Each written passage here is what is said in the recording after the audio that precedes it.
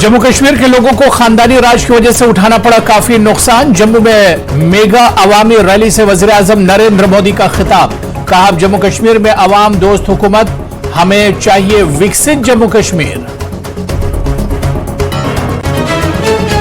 अमन तरक्की की राह में सबसे बड़ी रुकावट 370 भी है। अब माजी की तारीख। वज़ीर-ए-आज़म का जम्मू रैली से खिताब। कहा नए जम्मू कश्मीर का हो रहा है आगाज। सरमायाकारी के वसी मौके मौजूद। शुरू की गई नई रेल सर्विस और दीगर बड़े प्रोजेक्ट्स का इफ्तिताह।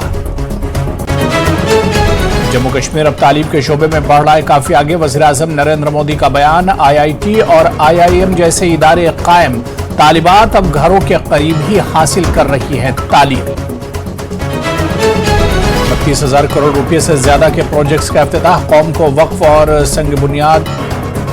वज़ीर-ए-आज़म नरेंद्र मोदी के हाथों इक़दाम। तकरीबन 1500 भर्तियों में तकर्री के अहकाम तकसीम किए।